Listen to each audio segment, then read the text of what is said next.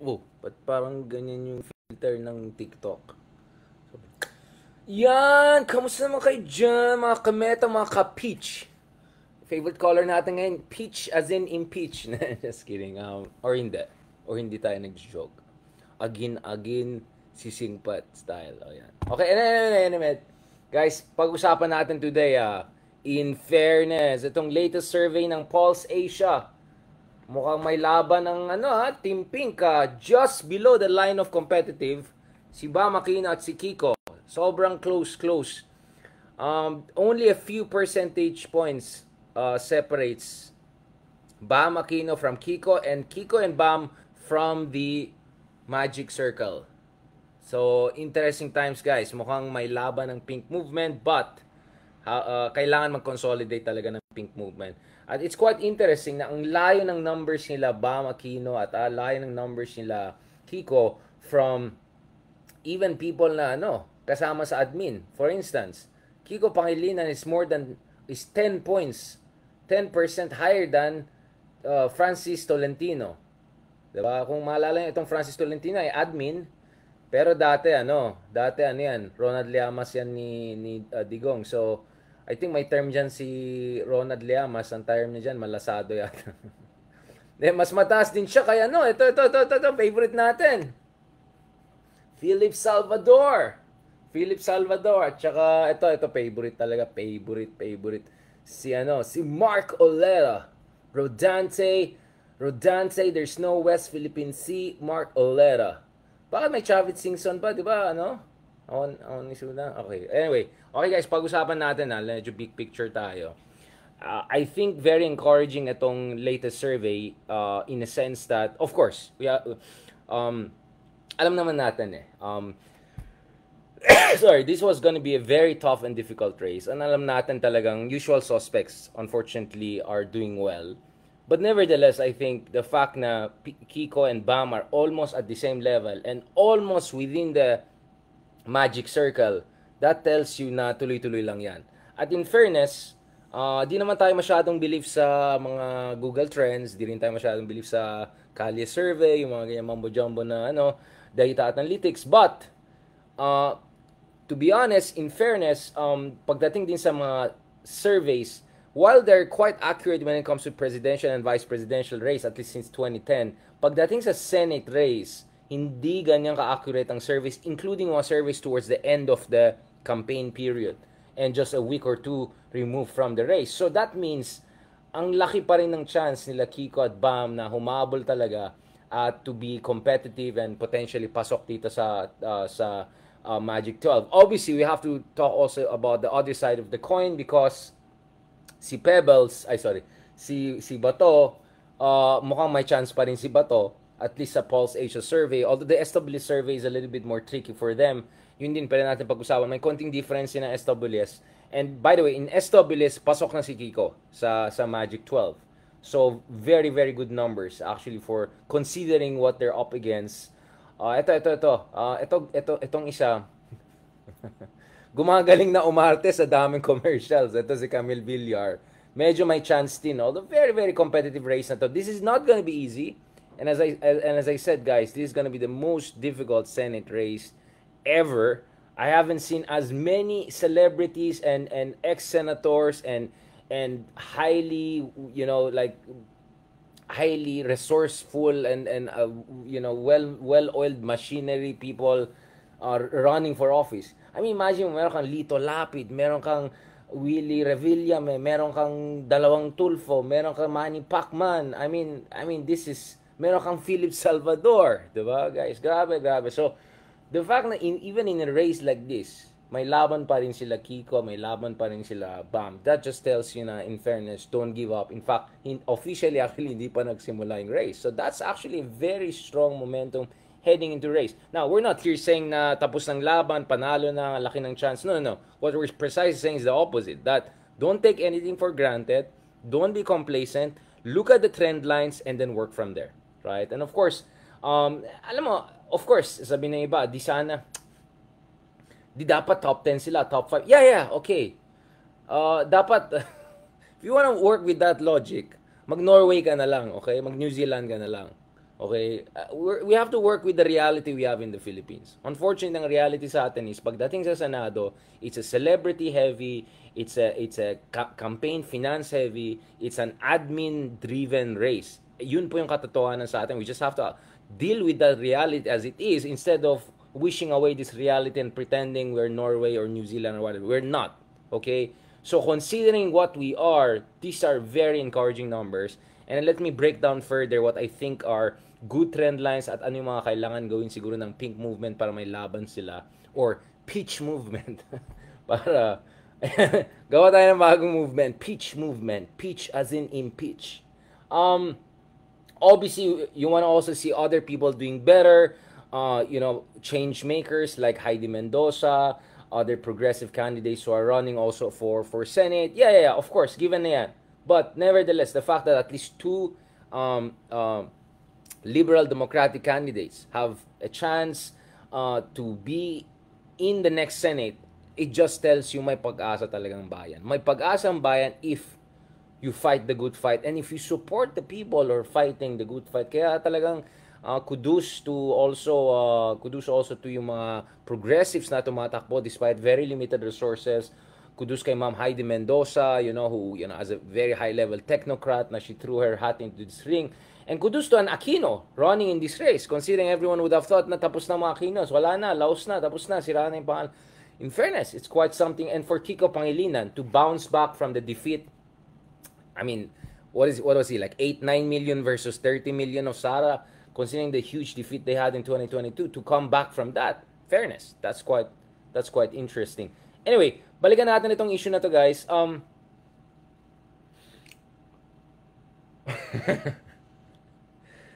Ay, nako, grabe talaga yung mga trolls talaga. Unang-una, hindi ako updated, pero mukhang mukhang suspended halos lahat ng mga big time na mga major vloggers ng DDS, no?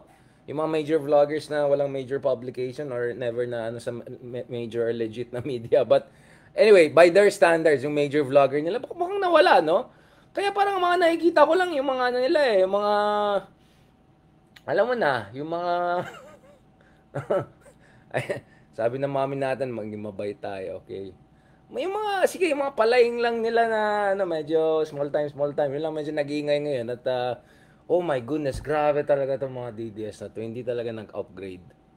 Hanggang ngayon, akala nila yung style nila ay may pag-asa pa rin. Anyway, kanina, parang ang aga ko kasi nagising kanina, ang dami natin mga talks, multiple episodes for yung TV show natin. By the way, back na tayo, latest season. Congratulations also kay Gretchen Hall. And then of course sa bagong show niya. And then of course salamat sa yung sila Hank, yung friends natin kanina dun sa conference sa Manila Peninsula. At saka of course yung mga friends natin sa call center, Contact Island friends na inimbita naman tayo for a new event. Tingnan natin kung may time tayo for that. Medyo sabaw tayo, but let me tell you this. I don't regret the fact na we began the day and the week like rapid fire, no? Kanina umaga pa lang, boom. Post tayo ng post. Siguro naka 20 tayo rapid fire at least 4 dyan ay nag-viral. Yung una nag-viral na pinost natin kanina umaga. Ito. Itong sinabi natin. Dear DDS. Ito. Dear DDS, sabi ko, Dear DDS, stop being hypocritical. Parang unang-una, basically, kayo ang nagpabalik. Kayo ang nagpapanalo sa mga Marcoses. Alright? So yeah, totoo yan. Totoo yan na dahil nga nag-combine forces sila, kaya bumalik ang mga Marcoses sa power. So unang-una, bago kayo magmamalinis dyan, diba? Huwag nyo kalimutan, kayong tumulong at least. Pero sa tingin ko, actually, more than tulong. Talagang you made it possible. Huwag natin kalimutan, it was Digong who actually reburied Marcos Sr. dun sa Cemetery of National Heroes, diba? So actually, itong full restoration ng mga Marcoses to power is a Duterte phenomenon, right? Mga Duterte's made it possible. So unang-una, huwag kayong hypocritical, right? Huwag kayong hipokrito kasi tumulong kayo sa katotohanan na to. Pangalawa, and I think this is even more important in light of recent developments, etong sabi ko at dito nagmamagaling to mga ka-DDS natin, natatawa talaga ako. Sabi ko, bakit ganon? galit na galit kayo sa GAA at bicameral committee, bicameral report, pero ang tinitira nyo lang yung Kongreso, hindi yung Senado. 'Di ba? Bakit yung Kongreso lang tinitira nyo, hindi yung Senado? Because kung galit ka talaga sa buong budget, bakit ang tinitira nyo lang yung presidente na, by the way, walang kinalaman, and by the way, the enrolled version that he signed, from a technical standpoint, even critics like Justice Carter would say walang problema in terms of, wala naman mga hidden blah blah blah, right? But bakit yung lower house ang parating inatak? Bakit yung Kongreso ang parating inatak? 'Di ba? Bakit hindi yung Senado? At alam natin bakit. Alam natin bakit. Dahil umaasa pa rin yung mga ka-DDS natin na yung Senado ay na maging pabor sa kanila pagdating dun sa impeachment issue kay Sara Duterte. At galit na galit sila sa Kongreso dahil na-impeach si Sara doon at dahil si Martin Romualdez ay lumaban sa kanilang mga idols, 'di ba? Idols. Ayoko sabihin kulto, pero yung idols. So, para sa akin, napaka-hypocritical 'yan. Una-una, hypocritical to accuse the rest of us, oh, you're being ganyan soft on Marcos when kayo nga nagpanalo kay Marcos. Balikan ba na gusto niyo balikan natin yung mga pinopost niyo yung 2022 elections? Gusto natin balikan niyo yung 2015-16 nung sinupport niyo rin si BBM nung tumakbo ng vice presidente. So wag hipokrito. Pero pangalawa, kung galit kayo sa buong budget, bakit ang tinitira niyo lang yung lower house or Congress? Now, this is where things got very interesting. Yung isa sa mga small-time vloggers na hindi pa suspended, parang not even worth suspending ata yung mga small-time na yan. Ang palusot yata nila is, bigyan ng jacket yan kasi may ID daw ng pumasa daw sa media. Nag-radyo daw siya dati. Anyway, ang palusot nila is, no. Technically speaking, the Congress refers to the entire legislative branch. Therefore, pag ina-attack namin ng Congress or Kongreso, ina-attack din namin ng Senado. Like parang face palm. Parang unang-una yung term na House of Representative or lower house, 'di ba? Very seldom used yan unless it's in very technical legal document. In colloquial language, in daily even Mentiel language, in basically in normal language. When you say Congress, syempre we're talking about congressmen, right? Hindi naman tawag mo sa kanila House of Representatives, right? Or hindi mo tawag sa kanila lower housers, right? 'Di ba? Or 'di ba? Syempre, pagdating when we say Congress, stand in 'yan. Paki-Google if you don't understand the word stand in. Stand in 'yan doon sa House of Representatives, HOR, right? Siyempre ang haba, House of Representatives, So, that's a stand-in, understood na yan when you say Congress. Hindi yun yung the same language na ginagamit sa ating saligang batas.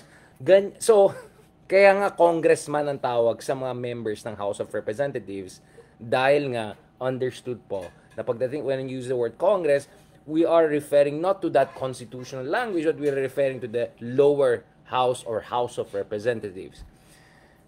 So, sobrang sablay yung ganitong mga palusot na yan. Okay? Sobrang sablay. So, ibig sabihin, gets nila na na-expose sila pagdating sa kanilang hypocrisy. Because ang ina-attack lang nila is, sige na nga, House of Representatives. Right?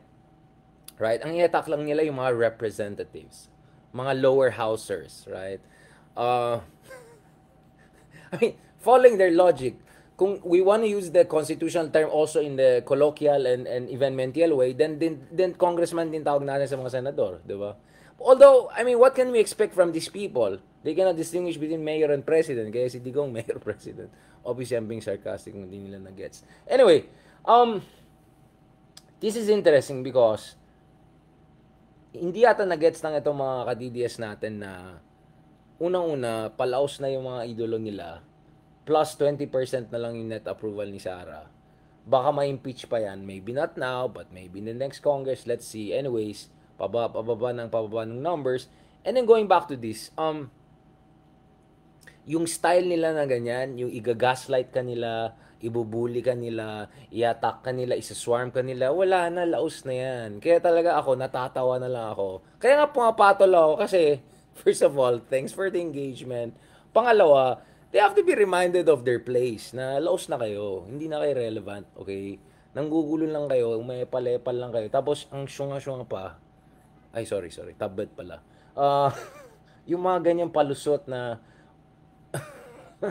ay nako, talagang, actually parating ko naisip, sa daming resources ng mga Duterte nung panahon nila, bakit wala silang nakuha kahit isang matino na high level na intellectual na world class na in-interview ng mga top newspapers, top, kahit isa wala silang nakuha all those years. Makes you wonder. Makes you wonder why. Dahil siguro kung legit ka naman talaga na expert na, hindi ka magtatrabaho sa isang mayor president na katulad ni Digong, no offense doon sa mga iba. 'Di ba? So, ito. Dalawa na nga lang followers niya, tapos pagtatawanan pa tayo. Sasabihin nila, konti lang naman followers. Sorry medyo ano lang. Medyo ano lang. Medyo mga 20 million lang yung mga engagement natin online, ano. Anyway, iyak na naman. Ay, ayan, ganyan naman style nila. Tapos yung account pa nila, purong fake and all. Tingin nila may maniwala pa. Wala, hindi mag-work yung ganyan style. Yung swarming attack nyo, yung mga palusot yung ganyan. Awanin. Talagang kababain nga style ng ganito. Anyways, guys, the reason, of course, the other day, we had Kristan on this show, and Kristan was saying, hindi ako pumapatol, they're not worth it. But, first of all, no offense to my friend Kristan, he was not on the forefront of fighting Dutertismo during time na yan, alright?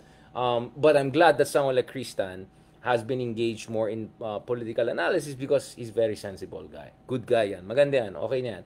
Pero, syempre, if you were there nung tayo na nasa poder itong mga, ano na to, awan bain. No, ma? Awan bain. Awan bain. Meron tayong ano dito censorious ano. Yung mga awan bayin na yan, you will understand why I'm doing what I'm doing. Kasi I truly believe you have to draw the line once in a while, and you have to roar and put the hyenas in the right place, and you have to mobilize and rally people. Kasi ang gusto ng tao talaga in moments of crisis, in moments of chaos, in moments na meron mga tao na sa poder na walang respeto sa ating saligang batas, walang respeto sa kababaihan, walang respeto sa demokrasya, walang respeto sa journalism, walang respeto, yung mga ganon, you have to call them out. Alright? You have to call them out, and then you have to inspire other people to fight back. Kaya tayo actually, right? Kaya tayo, thank God, di ba, ang daming effort ng mga DDS, pati mga dilawan, to silence us, to shut us down, to whatever. But tuloy-tuloy lang tayo. Kaya nga palaki ng yung engagement natin, yung mga followers natin. And I'll tell you what, proud na proud din tayo na we have been able to get tens of millions of engagement monthly without being bastos, katulad ng mga iba dyan. Anyway, speaking of bastos, sige na nga, Pebbles. Okay na nga, sige na nga. Nag-apologize naman, by the way, guys, si Pebbles kay Congressman Percy, in fairness naman sa kanya. Ang point ko lang naman, to begin with, hindi po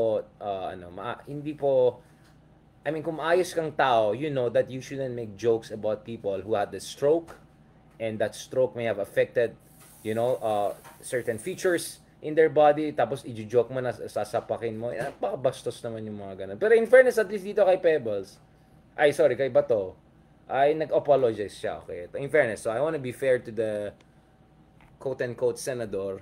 Ayan, nag-apologize naman si Pep. Ni Bato, 'di ba? In fairness, 'di ba?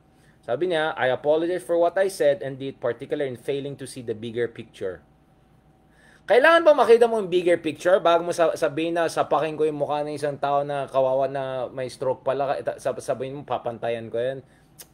My apologies to Congressman Percy Sendanya for my offensive comments on his person.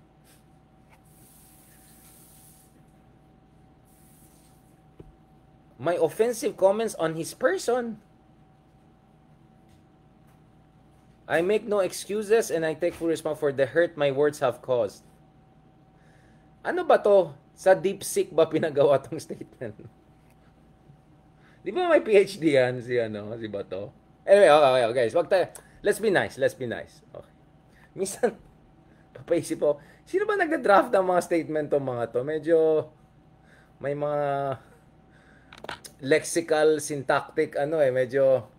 Okay, anyway, let's be nice. Nag-apologize naman, in fairness. Kasi syempre, napaka-offensive yung sinabi niya kay Congressman Percy Sendanya. You know, if you don't agree with Percy, you don't agree with the impeachment, okay lang yan. Pero huwag naman bastusan. Sabi niya, sasapakin ko yung mukha niya para magpapantay ng yan. Kaya sabi ko nga, yung iba dyan, kailangan natin nila mag-hair follicle test. Kasi, ito yung konteksto, di ba? Oh, let's not forget, ito yung konteksto, di ba? Nakakabastos naman yung ganun. So, at least in fairness, the guy, nag-apologize siya. Of course, sasabihin nung iba, and I would understand them for saying, of course, nag-apologize yan kasi grabe yung backlash online. Okay? Gets ko yan.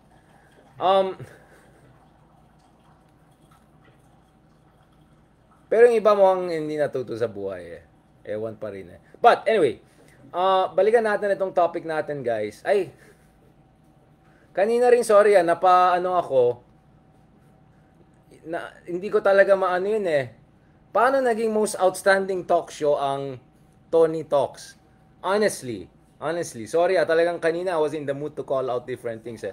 Paano naging best talk show ang Tony Talks? In what universe is that a standard of, ewan ko, sa mga local awards na yan. Anyway, kaya nga tayo third world eh. Alam mo, kung ito yung standard natin ng best talk show, good luck na lang sa atin talaga. Walang mangyari. Tony Talks. Seriously. That's your standard. My goodness. Anyway.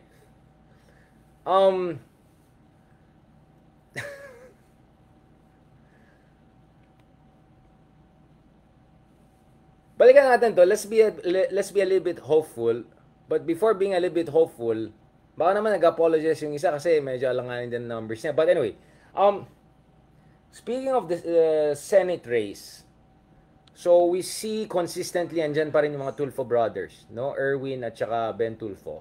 Cayetano, Bong Revilla, andyan na.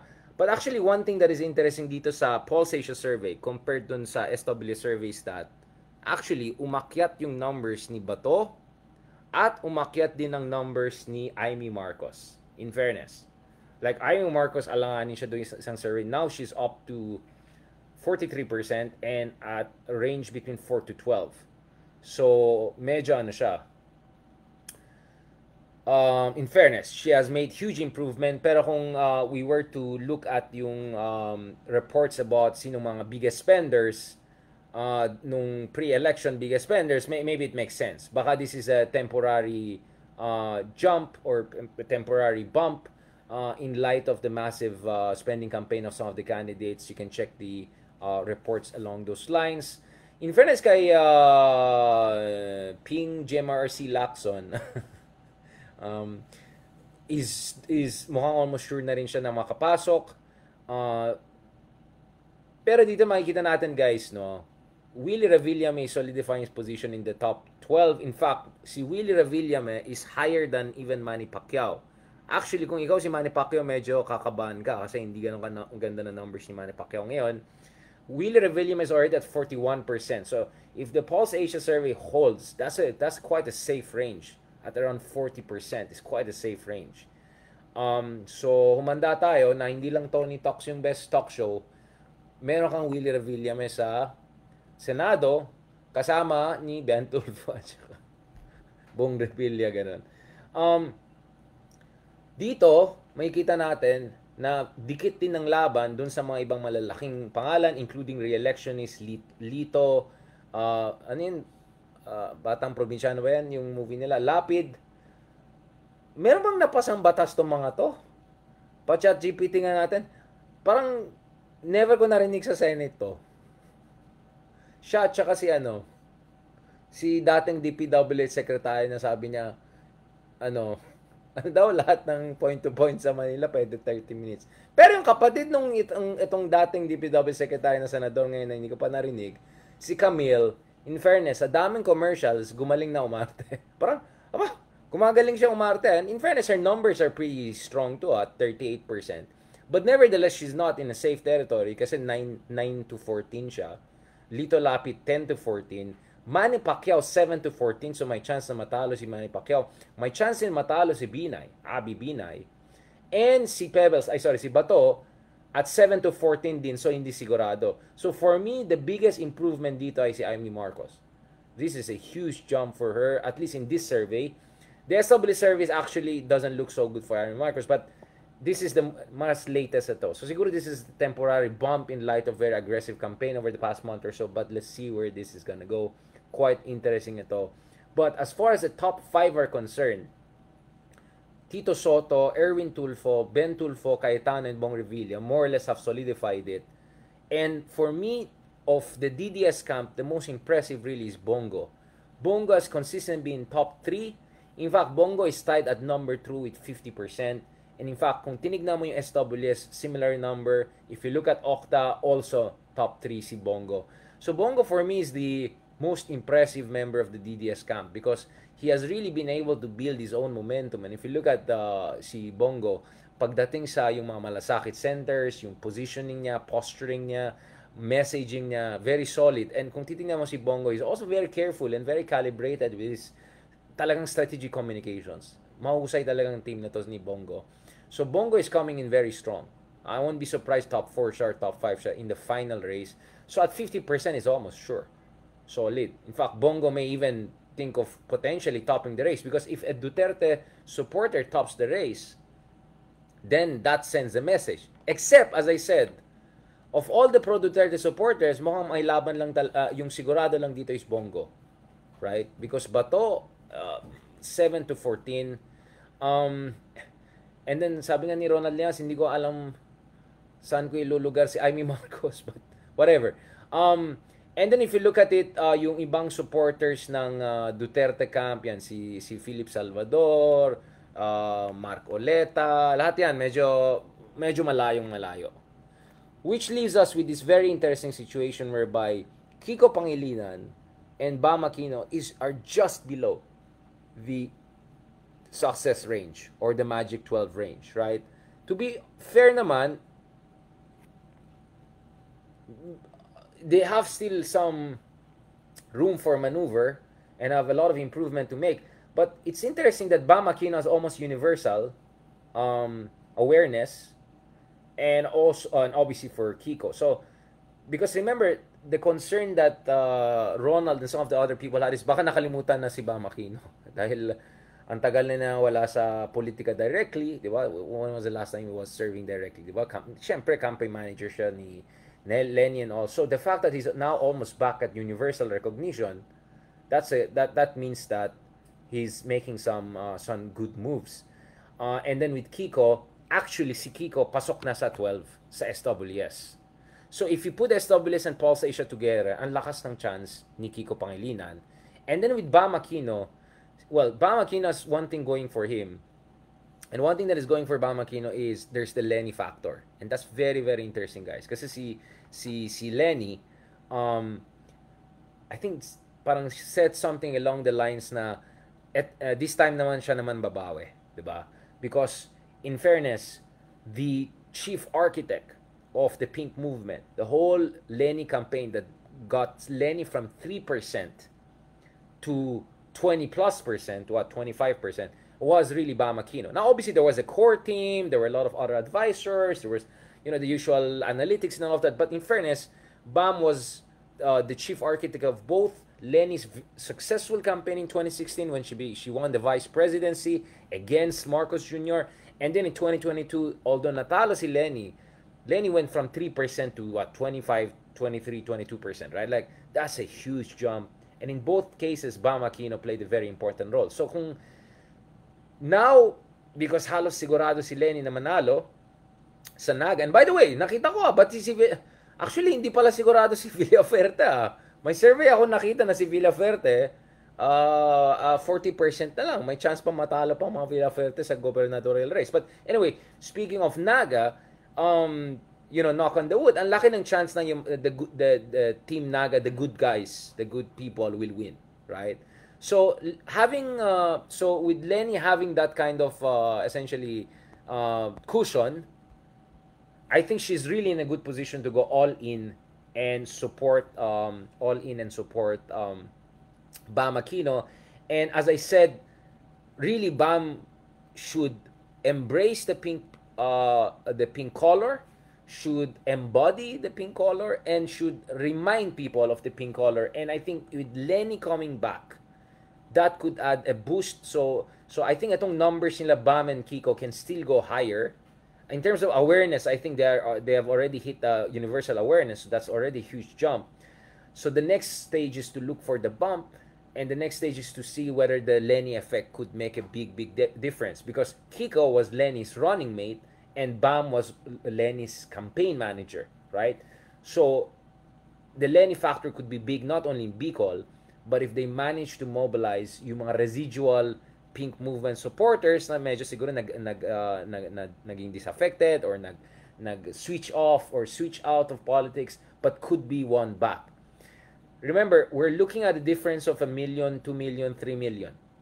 I don't think that's impossible. I mean, for all we know, if Lenny goes all in support of these two candidates, she might be able to bring in the few million support. Kasi, tingnan mo yung mga kalaban nila. Ito mga kalaban nila, feeling ko, ito na talaga to eh. This is it. This is their pick na eh. This is their pick na, and then they're konti-konti na lang. I mean, Erwin has been consistent at 60%, Bongo between 45-50%. Like, steady na to mga to eh. But for Kiko and Bam to beat Lito Lapid, Camille Villar, Abby Binay, and Bato, that's very doable. Kasi potentially, I'm looking at, ito, bilangin natin, Erwin Tulfo, Bongo, Tito Soto, Ben Tulfo, Cayetano, Bong Revilla, Lacson, Willie, parang yung 8 lang na yan ng sure para sa akin. Even Pacquiao, parang suddenly I'm thinking twice about it. So essentially, 7 to 8 ang halos sigurado sa akin kasi ang layo na nila sa lahat. So that means there's 4 spots open pa eh. And in these 4 open spots, hindi ganyan kalayong numbers nila Kiko and Bam from, let's say, Lito Lapid, Camille Villar. Although si Camille Villar, hindi magkakulang yan sa, alam natin. And Binay. Binay Manny Pacman. In fact, Kiko already beats some of these people that I mentioned, right, in this SWS survey. Right? So that's very interesting. So for me, ang dito sa mga nakikita natin dito, siguro 6 to 8 maximum ang sure win. And that's already like assuming no significant changes kasi there will be senatorial debates, there could be some, kung may October surprise sa US, there could be I don't know, March or April surprise or April Fool's moment. But I would say siguro 6 dito, halos sigurado ako pasok sila eh. So that means between 4 to 6 slots are still competitive, highly competitive. And if Lenny manages to bring in a few million lang, even probably 1 or 2 million, that gives a very good chance for Kiko and Bam to make it. And for me, let's not forget, winning in this race, sobrang big deal yan. Because unang-una, sabi ko, itong pinakamahigpit na race. Imagine mo, actually kung bababa ka, pupunta ka pa sa page 2, meron kang makikita pang mga super vloggers, andun yung si Mark Oleta, andun si Chavit Singson, like, so actually, grabe to eh. Even yung ifo-fold mo ng 2-3 pages, puro mga kilalang pangalan eh. So for you to have a good chance to win in such a competitive race, na meron kang Willie Revilla may type, meron kang Pacman, meron kang Lito Lapid, meron kang very well-researched people like the Binays and the Villars and the Marcoses, meron kang mga super momentum people like the Tulfos, and then meron kang returnees like Tito Soto, and then meron kang super DDS like Bongo, and then meron kang isa pa yan, well-resourced Cayetano, di ba? And then meron kang super budots, Bong Revilla, yung mga ganun. Like, ang hirap tong race na to, guys. On surface, this is probably the most difficult race I've seen in recent memory. This is the pinakamaigpit yan. Kasi marami nagtanong sa akin nung bago mag-eleksyon, sa tingin mo ba dapat tumakbo si ganito, or sa tingin mo dapat ako tumakbo? Sabi ko, this is probably gonna be the most difficult one, right? Just wait this out, diba? May dalawang Tulfo ka na highly competitive, meron kang Cayetano, may returning kang Tito Soto, may Ping Lacson ka na may steady base and solid base, and I think Ping Lacson is in very good position to come back kasi he's seen as a kind of a serious fiscalizing type. My goodness, meron kang Binay, meron kang Villar, meron kang Lito, Batang Probinsyano, Lapid, meron kang Willie, Wawa, Revilla. I mean, my good, meron kang Manny, Pacman, Pacquiao. I mean, this is crazy, guys. This is like insane race. So first of all, for Kiko to be in Magic 12 in at least the SW survey, which is very high caliber survey, and for both Bam and Kiko to be just within the range, This is very impressive. This is absolutely impressive. It doesn't mean they're gonna win. It doesn't mean tapos ng laban. I'm just saying just the fact that they're within the range or already in the range, in the case of SWS, it's very impressive. Pangalawa, it's very impressive in light of the fact that di ba wala namang machinery at saka budget tong mga to eh. Ang labanan ngayon essentially DDS versus admin. And BAM and Kiko are neither admin nor DDS. So they're actually the least resourced. Sila ang pinakamaliit ng makinarya, right? Sila ang pinaka-organic support lang. So the fact that they have a good chance, that tells you something na actually you can beat the machine or at least you can go toe to toe with the machine. The machinery of the admin and the machinery of the Dutertes. Now, wag na natin pag-usapan saan galing yung machinery na or saan galing yung lubricants ng machine na yan. But do you get what I'm saying? As in, hindi ko naman sasabihin na pobre, pero sobrang thin budget sila Kiko at saka BAM.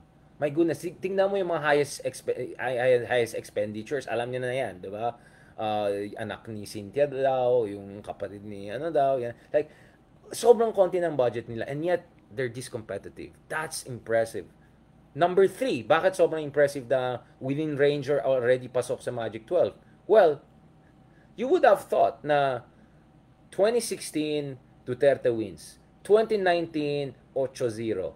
2022, Uniteam wins, right? You would think that after 3 back-to-back defeats for the liberals and liberal progressives, wala na, tapos na. It's a totally new era, new regime and all. And yet, An Aquino has a chance in the most celebrity, billionaire, oligarchic, competitive race ever. Kiko Pangilinan, after his defeat in 2022, to come back and be within the range.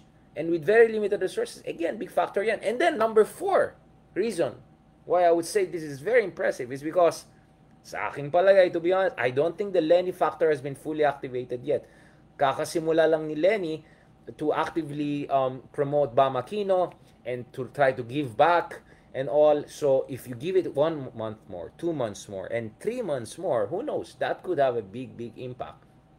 So for me, a top 14-15 finish for a progressive liberal, under-resourced, marginalized candidates is already impressive. And if should they make it to Magic 12, at least 1 or 2 of them, it's really remarkable.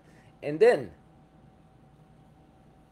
what's even more important, ang mas mahalaga pa dito is yung posibilidad na after all, kung papakinggan natin si ni Cheese Escudero, it looks like the decisive moment will really come after elections dito sa impeachment ni Sara Duterte. So what this also shows is that candidates who are clearly seen as anti-Duterte, right? Kasi yung iba parang Tolentino, yan ang dating Duterte yan. Tapos minsan paano pa. Bam Aquino and Kiko are clearly anti-Duterte people. And for them to have a good chance, that means that should they make it to the Senate, right?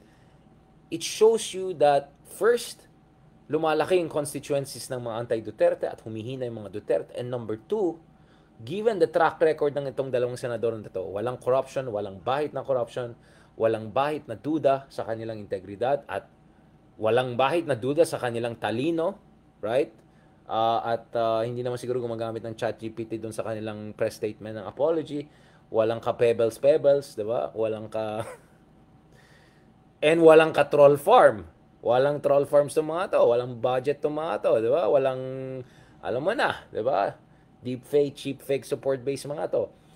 If they make it to the Senate, they could significantly turn the momentum in a direction of accountability for all of the Mary Grace Piatos and all of sa lahat ng mga kababalakan na nangyari. And for all you know, if Kiko makes it, if Bam make it, if both of them make it together with Risa, and then baka isa lang baka Bongo lang manalo, and if Bongo is isolated in the next Senate, may teammate lang niya siguro si Robin Hood, mga ganyan, then we're in a very interesting situation where accountability is suddenly not something.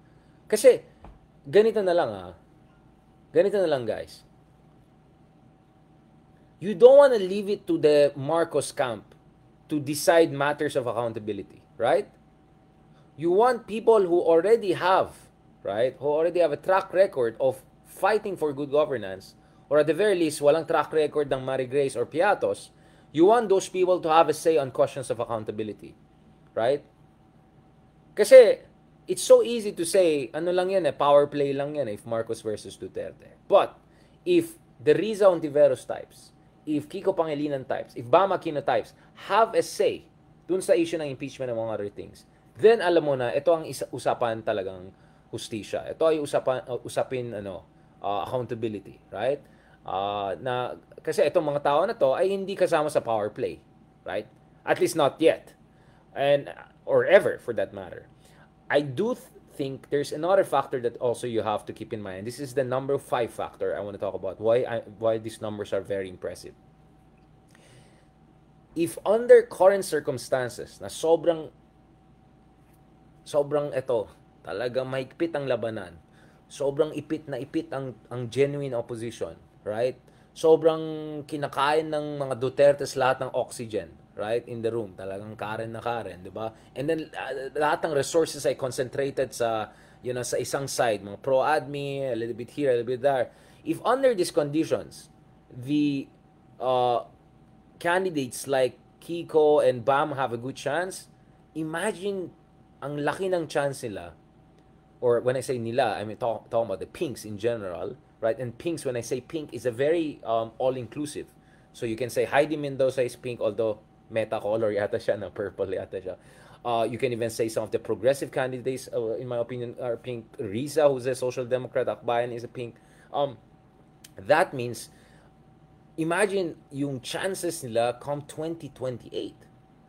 And imagine the momentum they can build going into 2028, right? Yun ang sinasabi ko dito, guys. Yun ang sinasabi ko dito. Look at the long-term picture also. Look at momentum. Look at momentum. Totoo talaga na back-to-back yung talo ng mga progressives and liberals and all of that. But I think this whole Marcos versus Duterte thing has opened really a historic opportunity for a comeback.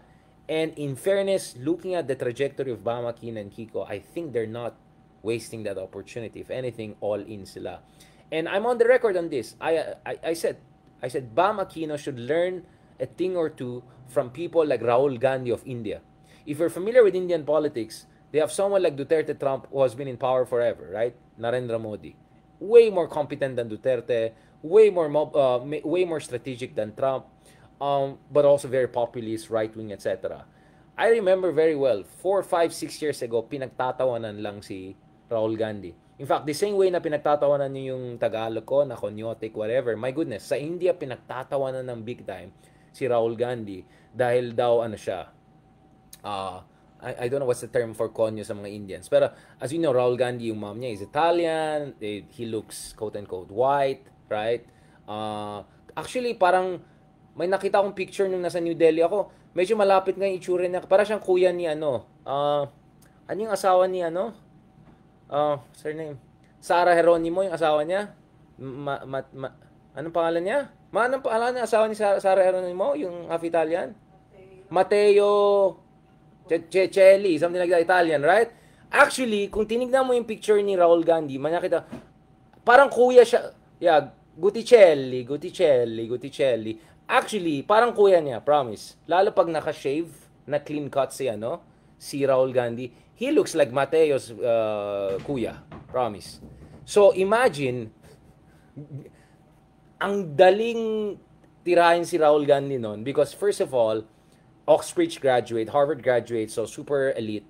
Pangalawa, he comes from the Nehru Gandhi family. So parang version ng Aquino, except Aquino's only came to power in the 1980s. The Rahul Gandhis, the Gandhis have been in power since ever, right? Since essentially independence from Nehru Gandhi onwards, right? By the way, hindi ito yung Gandhi na Mahatma Gandhi. This is a Nehru Gandhi family. So yung grandmother niya, yung father niya, yung lolo niya, lahat sila naging. So imagine ang daling tirahin siya as elitista. So unang-una mukha siyang white, quote unquote, 'di ba? Actually mas tisoy pa siyang tignan kay Mateo.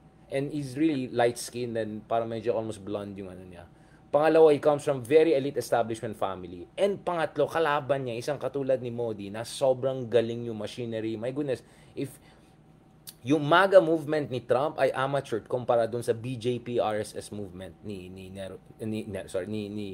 Modi. Ibang level yung machinery nila. Like 20, 30 million solid members all across the country. It's massive machinery among other things. So in short, guys, pag tinikinan mo yan, you would have thought hopeless case. And then, I'll add another element.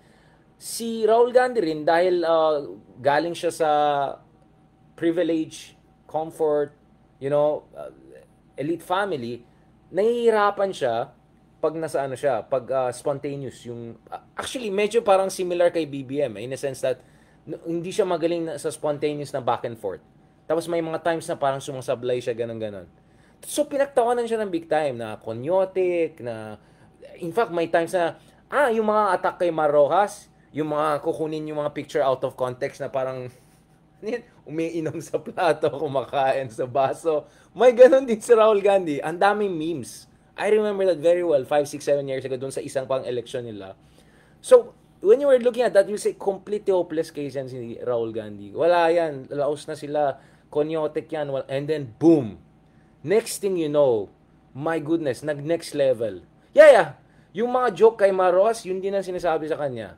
Na elite na parang mo na, di ba? I don't have to say. Yung mga plato gano'n. Umiinom sa plato, kumakain sa yung mga sobrang out of context na mga pictures na meme.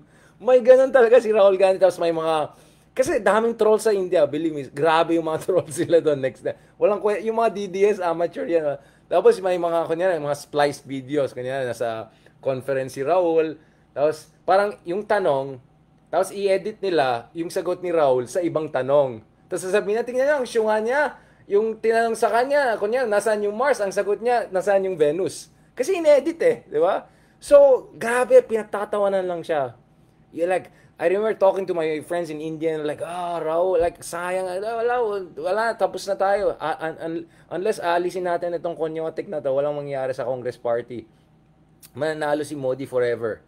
Essentially, Modi forever. And then, boom, pare, nag-next level. Dude, pare, tol. And then, biglang, next thing you know, naglagay siya ng beard. Tapos, nag-motorcycle riders. Yung kay, anong pangalan nung kapuso natin? 355 ngayon. Yung mga parang nag-riders mode siya, yung parang Che Guevara style. And then, he went all across India. Yung pumunta siya sa sulok ng India. I watched his vlogs. Na he was like going to that area like near yung parang Himalayas, and he would go down there in Bengal region, and like sobrang yung talagang malayo sa Kabiasnan, like sobrang malayo sa Kabiasnan, tas nakamotor lang siya. And syempre baka mamaya papatayin yan, ma-assassinate. By the way, na-assassinate yung lola niya, na-assassinate ating tatay rin niya, diba? So if you were him, you would really think but he went all in, pare. I mean, you can watch Dude, pare. You can watch his videos. Actually online yun, yung parang motorcycle diary style.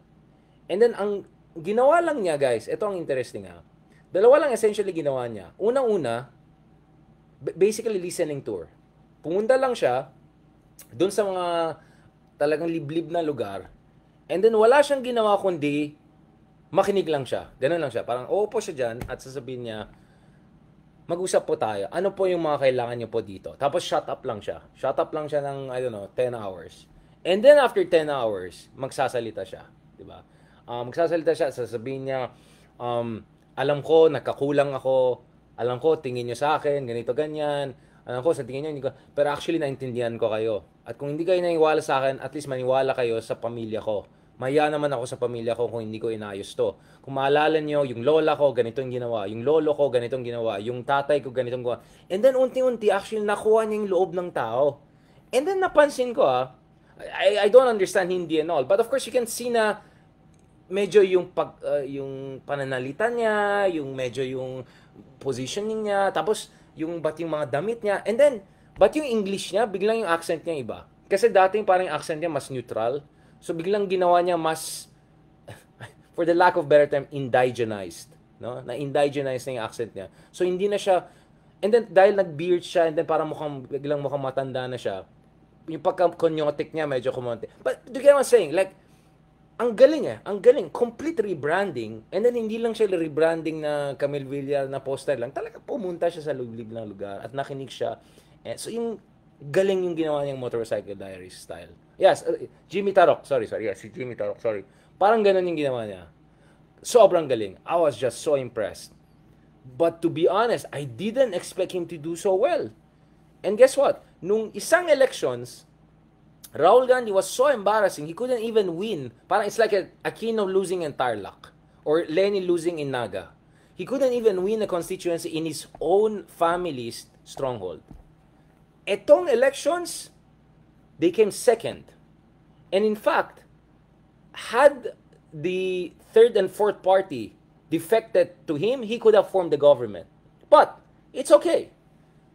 Hindi siya naging prime minister ngayon, but he's now suddenly parang the inevitable next prime minister almost. I know there are people who are going to talk about Amit Shah and all of that. I'm not ignorant. I do research. I'm looking at the numbers. In fact, kung titignan nyo, I don't know kung may mga umiyak nung elections, nung mga pollsters nila. As in, literally umiyak sila sa national TV dahil hindi sila naniwala ganyang kalaki yung panalo ni party ni Rahul Gandhi. So, I'm on the record. I told Bam, go and watch Rahul. Do something like him. Pag kumbaba ka, mag-listening tour ka, go around. So, yung nangyari kay Bam actually interesting. Si Bam, ang nangyari sa parang bumata pa siya lalo, di ba? Pumayat siya, hindi na siya Jollibee. Dati kasi medyo Jollibee si Bam, di ba? Ngayon, in fairness, parang Gen Z na siya, di ba? From Jollibee to Gen Z. So, he's doing it different. But I think he's onto something. So, anyway, I just really want you guys to watch. Maybe I can show you some parts of it. I was very impressed. Now, always see, pag nag-shave ulit and clean-looking si Rahul Gandhi, he can easily pass as a European or whatever and all. Pero grabe, ang galing ng rebranding niya. And then, matalino itong batang to. Kasi, nabasa din niya ano yung ugat ng suporta kay Rahul Gandhi. Diba? Napansin niya, isa sa mga... ugat ng suporta kay Modi. Napansin niya, yung medyo macho-macho, yung India Rising ganon, ay nag-appeal. Nag-adjust din siya. So actually, you can Google Rahul Gandhi and watch his YouTube videos. Do you think India is doing the right thing by doing this, doing that? Yes. So, nagets niya, if you want to win, you meet people where they are and then you bring them towards the good side if you think they're not in the good side. Hindi yung magfi-feeling ka na you know better than them. So, I think Rahul Gandhi for me is the most successful case of not only rebranding, but talagang redemption political redemption ang tawag ko dyan. Kasi feeling ko, I think he was really, he was really sincere. So, ito yung mukha ni Rahul Gandhi ngayon. So, you could see na parang, ganyan, no? Ganyan, parang medyo pinakatanda niya sarili niya, yung salt and pepper, tapos naglagay ng nunal, ganun. But if you look at this picture just a few years ago, this is how Rahul Gandhi looks, so? Parang Bollywood actor, Italian actor, right? You see, he went from this pretty boy look ganyan, and then he rebranded himself, he became like that, parang uncle galing. And then he did this Motorcycle Diaries and all, diba? Kasi kung ganyan yung itsura mo, diba, ganyan yung itsura mo, tapos ang kalaban mo Modi, wala kang laban sa India talaga, matalo ka talaga. Ang daling, it's so easy to paint you as an elitist, diba? Look at it, I mean, he could pass easily as an Italian or Brazilian, right? Di ba? White boy So, and then he rebranded himself. These are the Motorcycle Diaries. Kaya sabi ko guys, you have to follow politics around the world na hindi lang mga first world country. Hindi mga kamala-kamala. Manood kayo ng Brazilian politics. For instance, one guy I'm following, checking now, but he's like on the wrong side. Si Marshall, I don't know how to pronounce it properly in Portuguese. Marshall. Parang ano siya parang Andrew Tate / crypto bro / ganon. Interesting yung / Isko, parang ganon. And he's now number 2 or 3 in the pre-election surveys for the next president of Brazil. And he's actually like my age, mid-30s lang. Incredible. Like, again, eto naman, I don't like this guy, but in fairness, like, diba? So, what I'm saying, like, go and look at other countries na similar sa atin na medyo third world, pero democratic, And then may mga similarities kang nakikita. And then you learn from that. So ako, I don't watch yung mga Democrats, mga ganyan. Hindi tayo makakarelate dyan. Ibang bansa yan. Mas nakikita ko yung lesson sa India, to be honest. Ito yung Motorcycle Diaries. You can watch it, guys. For me, it's the most successful rebranding. And I'll tell you what, when I was in New Delhi the other month, I was talking to, as always, taxi drivers. So even yung mga taxi drivers na bumoto kay Modi, umamin sila na gumaling talaga si Rahul Gandhi. At yung mga hindi bumoto kay Modi, ay sobrang believe na believe sila. Ito yung parang nag-motorcycle diaries siya. Pumunta talaga siya sa mga liblib na lugar. Tapos talagang tumanda siya, parang mukha siyang matanda na after, but in a good way. Like he looked like mature, he looked like tignan mo itong picture niya. Ang layo niya, 'di ba? Ang layo niya dun sa picture kanina. Ito, ganito na yung itsura niya. Parang guro na siya. 'Di ba? Yung parang guro na. Guess what? That worked. That worked. Biglang may laban na siya kay Modi. So imagine, he went. This is just like 4 years apart, Ganyan siya. Yung latest elections, and then the previous elections, like mukha siyang like Italian Hollywood actor or something like that. Like, it's incredible. And talagang nag-listening tour siya and all of that. Kaya, ito. Parang ganito yung itsura niya. Nung isang election.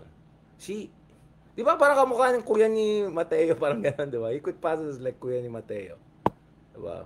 Para silang half-Italian. Anyway, so, in short, never say never to possibilities of transformative change. To possibility of transfer. Ito, like, this is an article just few years earlier. This is in 2019, Rahul Gandhi resigns. Diba? Dito, pahiya siya dito, talo siya. And then he completely reinvented himself. So 2019 was a horrible year for Philippine opposition. It was also a horrible year for the liberal opposition. And then they completely rebranded themselves, including himself. And then he went on a redemption tour. And then instead of going, let me educate you, hindi siya nag-listening tour lang siya. So yung mga tao sa liblib na lugar, parang napawaw sa kanya. Parang, kahit medyo mukhang konyo, kahit alam ko galing sa, in fairness, at least pumunta siya sa amin, pagkumbaba siya, nakinig siya sa amin, umamin. Ito, mahalaga guys, umamin siya, nagkamali sila. You wanna call it rebranding, I call it redemption even, because risky yung ginawa niya. He could have been assassinated in one of those rides. He could have been ambushed. He could have got into an accident. Hindi risky yung mga motorcycle diary style niya. He comes from one of the most politically endangered families on earth. He could have been easily kidnapped or something like that, diba?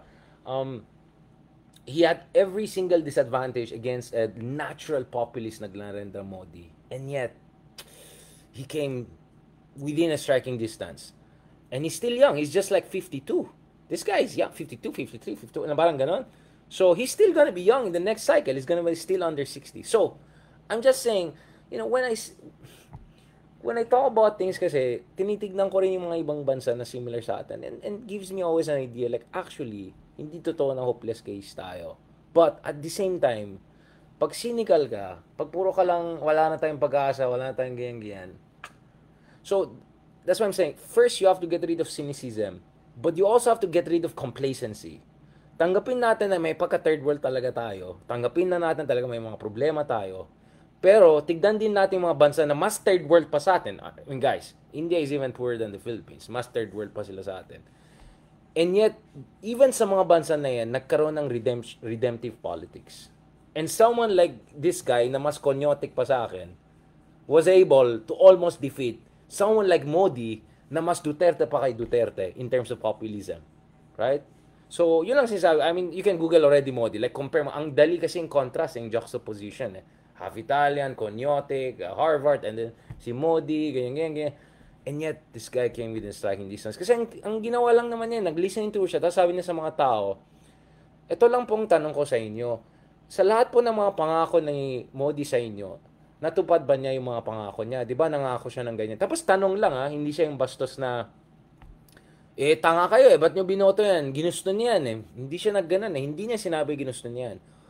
Umamin siya na nagkamali sila, nakakulang sila, and then sinabi niya, pero aminin din natin, hindi rin naman nagkatotoo yung pinangako sa inyo ni Modi. I hope bigyan mo naman kami ng chance kasi at least kung may chance na kami, this time babawi na kami, 'di ba?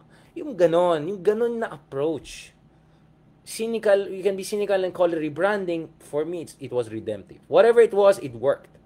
At yun pong minsan talaga kulang sa tingin ko sa opposition sa atin. Kasi pag natalo, biglang, hopeless case, sila, yung mga voters natin, ganito, ganito. Alam mo yung ganyan. Or biglang, let me educate. Hindi yan gagana, guys. Hindi yan gagana. Kaya alam ko, kahit ang daming galit sa akin, dahil minsan nangaasar ako, ng ganyan.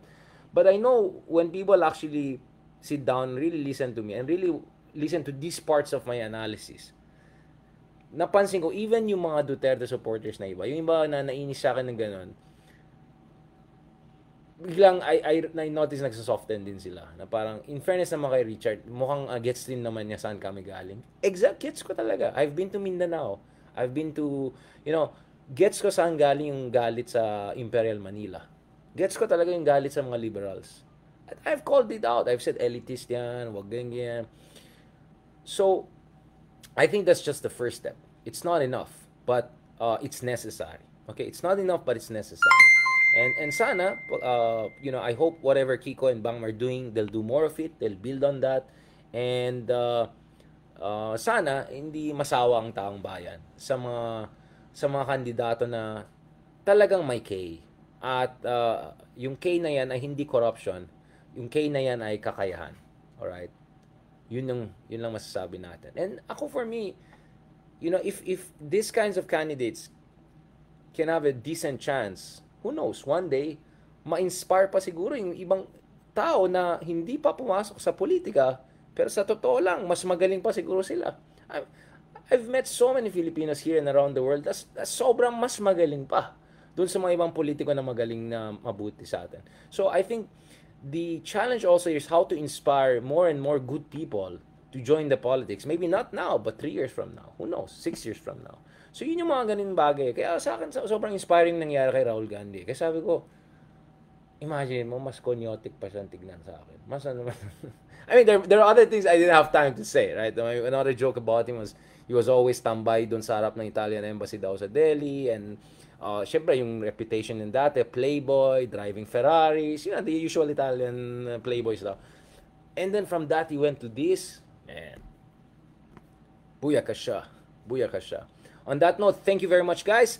Tomorrow, God willing, we will launch yung new version natin, new studio natin. So I'll do a combination at least once a week. I'll do it from a studio, personalized studio, medyo Diaries of a CEO style studio, medyo Jordan Peterson sa medyo Huberman style studio, medyo maayos na studio. And it will be partly a collaboration with Chris Tan. So catch us again tomorrow. Late afternoon, together with Kristan, we'll break down more of this. I'm not sure Kristan knows about the story of Rahul Gandhi, but I'll share, guys, with you more about Rahul Gandhi tomorrow, and we'll discuss more about why good people should also run for politics. Because in fairness, I think Kristan is a good guy, and I'm glad that he's running for office. I'm really glad that he's running for office, and the fact that he chose to run for councilor rather than senador or anything like that. In fairness, that means he's not just looking for popularity and all. Because I get the whole disruptor argument and all. But let's be honest, a lot of people are just running for Senate para lang magkakaroon ng libreng name recognition. The fact that Chris Tan chose to run for a humble position of councilor, that means this guy is serious. This guy is serious. So maybe, I hope Chris will listen to me, because the story of Rahul Gandhi for me is a very inspiring story. Sa totoo lang, it gives hope to all of us Konyos in the world.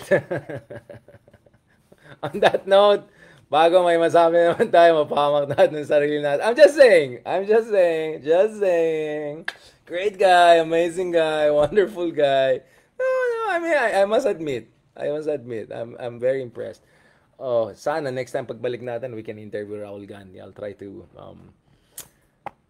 diba? He gives hope to all Konyas in the world. May pag-asa pa lang mga Konyo. Kasi mas Konyo pa siya sa akin sa totoo. I mean, this guy drives Ferrari. Like, alam mo na. Diba? Cambridge, whatever.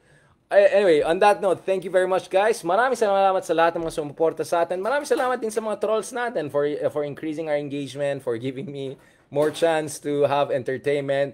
Pasensya na kung minsan medyo mean ako. Yes, aminado ako minsan I'm quite mean, but ano lang, sport lang tayo, guys. Sport lang tayo. I mean, at the end of the day, 'di ba?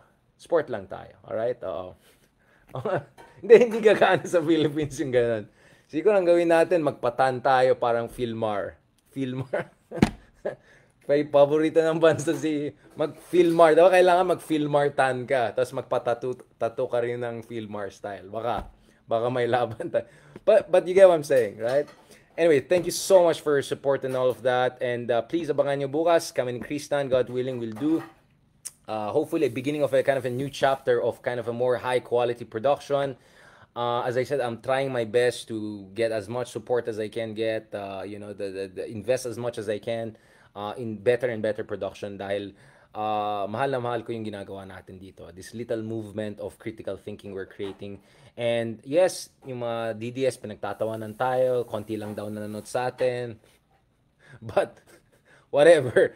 But I know that many important people are watching us because suddenly I get texts, I get messages, I see all of this outpouring of support and all of that. So I know we're making an impact. So we're trying to make sure it's a good impact, and we're going to make sure, God willing, that it's good production also. Because alam ko, hindi pwedeng purong Ilocano budget lang.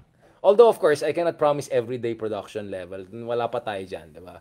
But at least, tinetry natin i-level up ito unti-unti. And by the way, officially na-start na po yung latest season po of The View from Manila. And kasama po natin kanina, no less than Commodore J. Tariela. Pinag-usapan natin, among others, Mark Oleta. So, marami mga interesting discussion kanina. And of course, I did kind of a analysis of different schools of thought about Trump, but also different schools of thought within the Trump administration. So yun version na yun, seryosong version ko yan.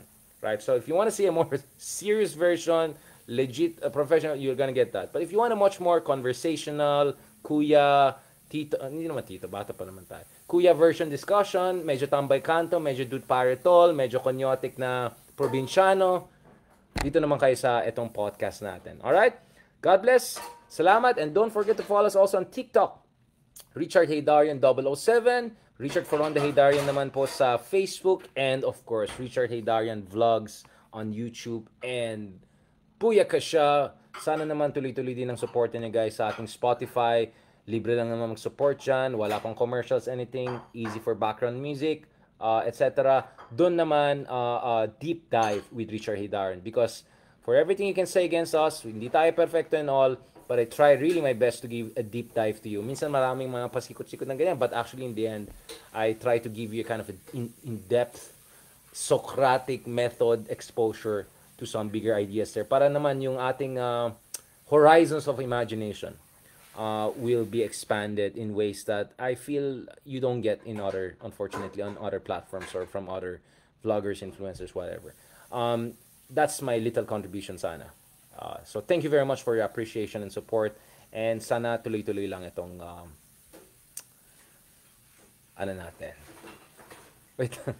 Sabaw na. Anyway, thank you very much. God bless. Naghugas ng pinggan yung nanay natin. Salamat. God bless. Talk to you soon.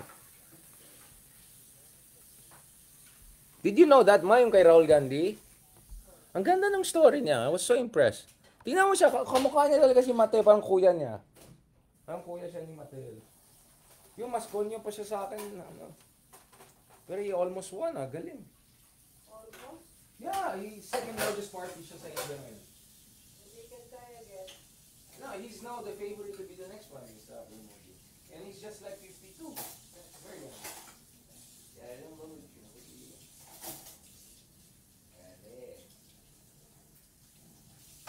Sabi nga, hindi naman dapat gawin. You study other countries na third world din na maganda na kahit pa paano may nangyari maganda.